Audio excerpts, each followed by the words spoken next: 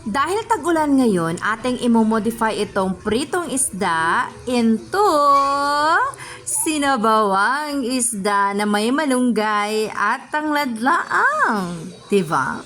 Kaya ako'y nagpakuha na ng malunggay. So dahil naman maulan at mahangin, sure naman ako dyan na wala niyang alikabok na dala ng hanging napakalakas. Charot!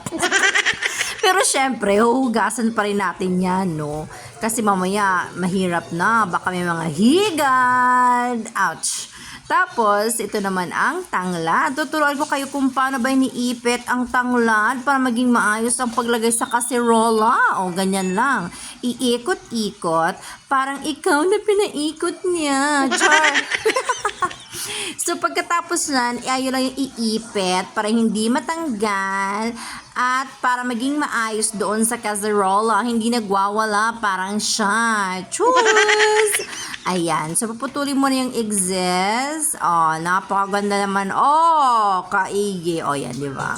So, magpapakulo na tayo ng tubig galing sa Niagara Falls, Ontario, Canada. Lagyan mo lang na naaayon sa rami. Tapos, lagyan mo ng sibuyas at asin na galing sa Red Sea na pula or pink ang kulay. Pag hindi pink, may bang lasa. Wow. Char! Tapos, naglagay mo na yan ang iyong magic tanglad. Hintayin mo lang itong kumulo. Atin na itong paaapuyan para ito ay kumulo, 'di ba?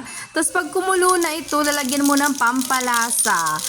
Disclaimer lang ha, konti lang po yan, hindi yan madami, kaya ginubos-lubos ko na.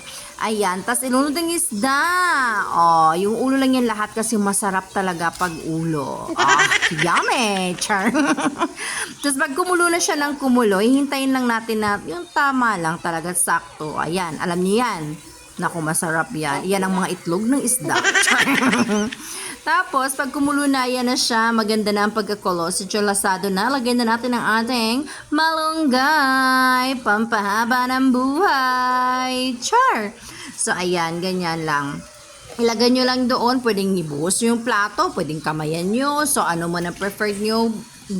Basta kung ano yung gusto nyo, yun ang sundin nyo. Char. Tapos, anuhan nyo lang siya na maano siya sa tubig, madidip siya dun sa tubig para magkakaano yung ano niya, para mas malalo pa siyang maluto. Kasi hindi pwedeng tagalan ang malunggay sa pagkulong tubig kasi papait din yan, no? Kasing pait niya sa'yo. Tapos, pag okay na yan, tatakpan, papatayin at maluluto na rin yan sa init dyan. Tamang-tama yan pagkahain. Kain na!